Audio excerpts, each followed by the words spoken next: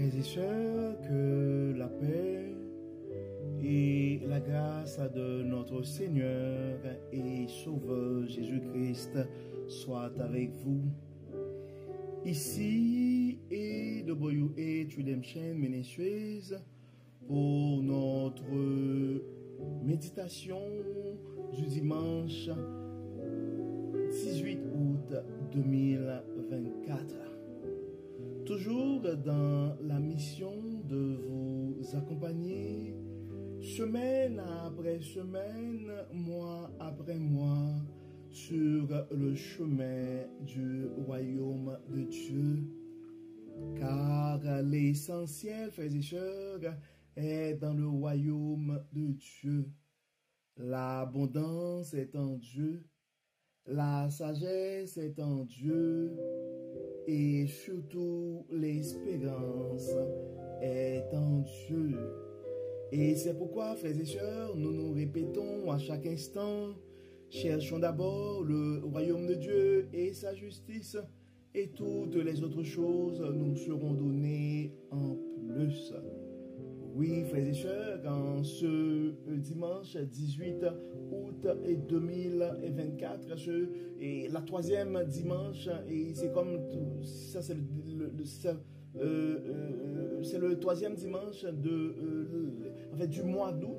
Et vous savez, pendant le mois d'août, nous sommes appelés à vivre la sagesse et de la bonté et de Dieu.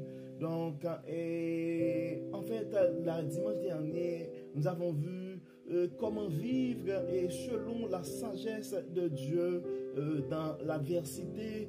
Et ce matin, nous allons voir comment vivre la sagesse de la bonté de Dieu, ou dans la sagesse de Dieu. Comment vivre selon la sagesse de Dieu dans l'incertitude. Et oui, quand on se pose plein de questions de quoi demain sera fait, quand on se trouve dans des situations où il y a plus de questions que de réponses, oui, quand l'incertitude bat son plein dans nos vies, des fois c'est facile pour nous autres de perdre espoir ou de paniquer face à ces situations. Donc c'est pourquoi nous sommes appelés à regarder et comment vivre selon la sagesse et de Dieu dans l'incertitude. Parce que comme nous l'avions dit la dernière fois, des fois, des circonstances arrivent dans la vie et ça, des fois, nous empêche et donc ça nous détourne un peu du plan divin. Donc ce que nous allons regarder pour cette semaine ou disons pour notre méditation de ce matin, c'est comment vivre selon la sagesse et de Dieu dans l'incertitude. Donc, il y a au niveau de la littérature en général, pas même au niveau de la Bible, je vais dire la sagesse humaine en fait, nous donne des conseils, plusieurs manières que nous pourrons vraiment nous ajuster et face à l'incertitude. Et donc il y a des textes qui nous expliquent un peu qu'est-ce qu'on devrait faire quand on sent qu'on perd le contrôle. On ne sait pas exactement, il y a comme des brouillards au niveau de la vie, on ne sait pas exactement quelle direction prendre, quoi faire. Et on s'entend, frères et sœurs, comme on le dit souvent, le chemin du royaume, ce n'est pas un chemin sans détour. Des fois, on vit des situations pareilles. Nous sommes impuissants par rapport à certaines situations. Nous avons des décisions à prendre, mais nous n'avons pas toutes les informations. Et ça crée une forme d'incertitude et dans nos vies. Et la chose la plus difficile dans tout ça, c'est quand il y a des certitudes et qu'on est en contrôle, on arrive, on se pose plein de questions. Écoute, qu'est-ce qu'on fait? Qu'est-ce qu'on dit? Mais c'est tellement incertain, on ne sait pas. Donc, il y a le doute par son plein. Donc, quand nous vivons dans ces périodes assez challengeantes, et je pourrais dire dans la vie, il y a une chose des fois au niveau de la littérature qu'on nous recommande, de ne pas résister, d'accepter la réalité, et nous devons essayer d'apprendre et de grandir par rapport à ces réalités. Donc des fois quand on voit quand il y a de l'incertitude et puis on ne sait pas quoi faire, mais on veut donner l'impression qu'on a le contrôle. Donc au niveau de la littérature, donc on nous conseille on nous conseille de garder notre calme, mais surtout de ne pas résister, d'accepter la réalité. Et dans d'autres aspects, on nous recommande aussi de travailler sur nous autres. Et des fois, dans des périodes d'incertitude, on nous recommande de nous entraîner, de faire des méditations pour que l'esprit, le corps soit, et je pourrais dire, soit en forme pour affronter cette situation d'incertitude. Parce que l'une des choses qui pourrait arriver dans l'incertitude, on pourrait aussi baisser les bras et se négliger. Donc, on nous conseille de prendre soin de nous dans ces situations. Et autre chose, on nous demande aussi de chercher du réconfort, mais surtout du réconfort au niveau des choses qui sont quand même santé, parce que dans des situations pareilles, face à de l'incertitude, il y a des gens qui vont consommer des substances qui pourraient mettre en danger leur vie, et des somnifères, même des drogues. C'est qui pourrait donner comme essayer. Il y a des gens qui vont essayer l'alcool et juste pour essayer de noyer, et c'est comme les chagrins ou les émotions que ces situations d'incertitude apportent. Et donc ça, c'est quelque chose important à regarder et à éviter aussi. Et quand les situations d'incertitude arrivent, il y a des fois plein d'idées qui nous passent dans la tête, et des fois on nous invite de ne pas croire à toutes les idées qui passent dans la tête, parce que des fois il y a des émotions qui pourraient apporter des idées pourraient être bonnes, mais d'autres pourraient être mauvaises aussi. Donc il faut prendre le temps de balancer le pour et le contre des choses. Puis on nous conseille au niveau de la littérature d'être attentif, de prêter attention, parce que des fois il y a de l'incertitude et on n'a pas toutes les réponses, mais si on prend le temps de bien regarder, la situation va nous révéler sa source, pourrait nous révéler notre environnement, pourrait nous révéler certaines informations. Et des fois, dans des situations d'incertitude aussi, on pourrait commencer à blâmer les gens autour de nous, c'est quelque chose à ne pas faire, ou à rendre quelqu'un responsable. Donc, face à des situations d'incertitude, nous devons être conscients de l'incertitude, mais nous devons prendre en contrôle aussi notre situation. En fait, il y a plein d'autres choses, mais ce sont en gros des conseils, je pourrais dire en général, et qu'on offre dans des périodes d'incertitude. Donc, on pourrait dire c'est ce que la sagesse humaine nous enseigne face à des moments d'incertitude. Mais nous nous rappelons, frères et sœurs, que à travers quand nous disons vivons selon la sagesse, mais c'est la sagesse de Dieu.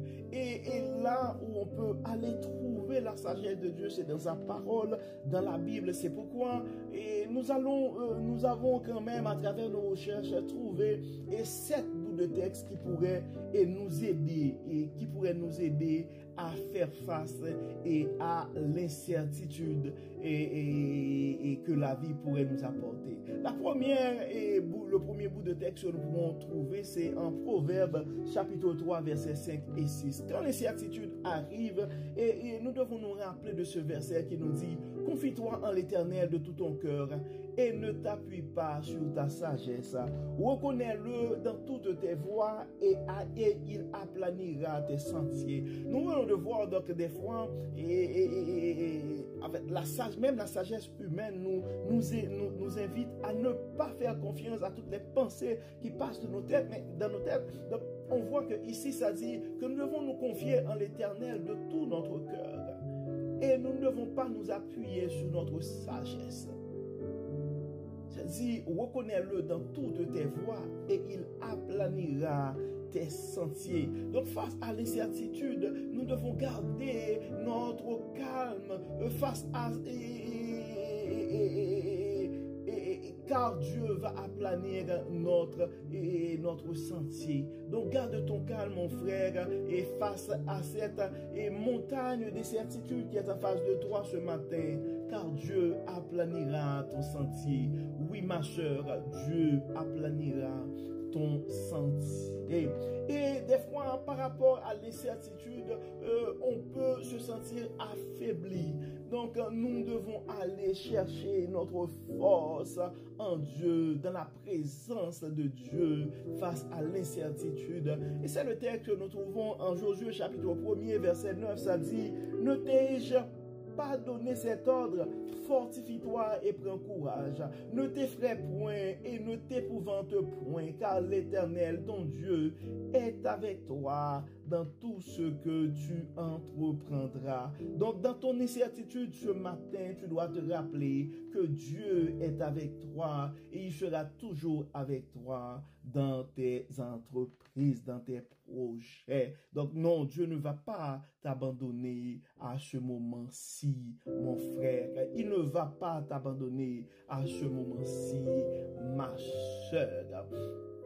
Nous devons placer toujours notre confiance dans la force que Dieu donne. C'est le texte que nous trouvons en Isaïe 41, verset 10, pourrait et nous aider aussi. Ne crains rien, car je suis avec toi. Ne promène pas des regards inquiets face à ton incertitude, mon frère. C'est le message de Dieu à toi en Isaïe 41, verset 10. Ça dit, car je suis ton Dieu, je te fortifie, je viens à ton secours, je te soutiens de ma droite triomphante. Oui, face à l'incertitude aussi, mon frère, tu dois continuer à faire confiance au plan divin, car en Jérémie 29, verset 11, ça nous dit, car je connais les projets que j'ai formés sur vous, dit l'Éternel, projets de paix et non de malheur, afin de vous donner un avenir et de l'espérance. Oui, dans les moments d'incertitude, frères et sœurs, oui, notre cœur, on pourrait, notre cœur peut vraiment perdre sa paix. Donc nous devons aller chercher cette paix-là à travers une vie de prière. Ça dit en Philippiens 4, 6, 7, ne vous inquiétez de rien, mais en toutes choses, faites connaître vos besoins à Dieu par des prières et des supplications avec des actions de grâce. Et la paix de Dieu qui surpasse toute intelligence gardera vos cœurs et vos pensées en Jésus-Christ. C'est la solution, c'est la remède pour ta paix face au moment d'incertitude. Mon frère, face au moment d'incertitude, ma soeur. Oui, le psaume 23, verset 24 nous donne aussi cette assurance dans la présence de Dieu pour nous dire, quand je marche dans la vallée de l'ombre de la mort, je ne crains aucun mal car tu es avec moi. Ta houlette et ton bâton me rassurent. Voilà ton assurance pour tes moments d'incertitude, mon frère. Voilà ton assurance. Voilà ta paix, ta quiétude pour tes moments d'incertitude. Le psaume 23, verset 4. Et dans le psaume 34, 17 et 18, nous pouvons aussi voir que la parole nous dit, et dans le psaume 34, et quand les justes crient, l'Éternel entend et il les délivre délivre de leur détresse. L'Éternel est près de ceux qui ont le cœur brisé et il sauve ceux qui ont l'esprit dans l'abattement. Le malheur atteint souvent le juste, mais l'Éternel l'en délivre toujours. Donc, ce sont ces textes, frères et sœurs, qui, face à l'incertitude, pourraient nous aider à surmonter ces situations. Donc, nous sommes appelés, frères et sœurs, à garder, à continuer à vivre selon la sagesse de la bonté de Dieu, selon la sagesse que Dieu donne, même dans des situations d'incertitude.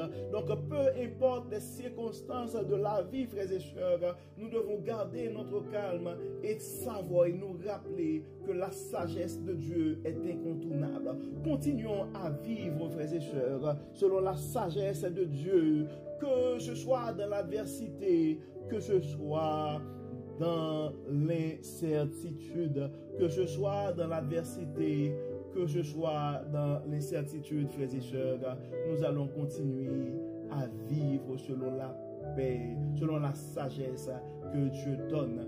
Et ce qui met en fait un terme à notre méditation de ce matin, frères et sœurs, et comme d'habitude, nous allons prier, car nous savons quand l'adversité bat son plein dans nos vies, quand l'incertitude arrive, donc c'est pas toujours évident de vivre selon la sagesse et de Dieu. Donc c'est pourquoi nous allons prier, nous allons demander à Dieu de nous envoyer son Saint-Esprit, de nous assister, afin que nous puissions vivre selon la sagesse de la bonté de Dieu, peu importe les circonstances, que ce soit dans l'adversité, que ce soit dans l'incertitude. Prions le Seigneur. Dieu de bonté, Dieu de miséricorde, et nous te disons merci Seigneur pour ton amour, et merci Seigneur pour ta fidélité. Oui, non pas à nous éternel, non pas à nous, mais à ton nom donne gloire à cause de ta bonté, à cause de ta fidélité. Oui, merci Seigneur pour ta fidélité, merci Seigneur pour ton amour, merci Seigneur pour ta grâce, merci Seigneur pour ta patience envers nous, parce que malgré nos incrédulités, malgré nos imperfections, tu n'arrêtes pas de nous parler, tu n'arrêtes pas de nous instruire, tu n'arrêtes pas de nous révéler ta sagesse à travers ta parole. Merci Seigneur de nous rappeler que ta sagesse est incontournable. Nous devons continuer en toutes circonstances à vivre selon la sagesse que toi seul peux donner. Merci Seigneur de nous rappeler que face à l'incertitude, que nous pouvons et nous devons compter sur toi. C'est pourquoi nous te demandons, Dieu clément, d'enlever en nous tout ce qui n'est pas de toi, tout esprit de doute qui pourrait nous porter à aller chercher la paix, la sérénité ailleurs. Merci Seigneur de nous rappeler que la paix, la sérénité est en toi. C'est pourquoi ce matin nous remettons entre tes mains et nos frères et sœurs qui sont en train de vivre l'incertitude présentement. Nous sommes en train de vivre dans un monde incertain. On se pose plein de questions par rapport à l'avenir de nos enfants, par rapport à notre avenir. Et il y a beaucoup de frères et sœurs présentement qui sont en train de vivre ce qu'on appelle crise de la quarantaine, de middle age crisis. Donc ils ne savent pas, ils sont en train de se poser plein de questions. Et qu'est-ce qui va arriver? Donc 40 passent, donc on approche 50 et on se pose plein de questions. On avait des rêves de jeunesse et on se demande est-ce que ces choses vont se réaliser, parce que on voit l'incertitude pour l'avenir de nos enfants et l'incertitude pour des projets de carrière, l'incertitude pour des projets de couple, et même dans des progrès d'immigration, on arrive et on se pose plein de questions parce que la façon qu'on avait prévu des choses, donc on avait des cas imprévus, donc notre plan, et disons, et on ne voit pas les moyens pour, et vraiment, on n'a pas les moyens et de nos politiques.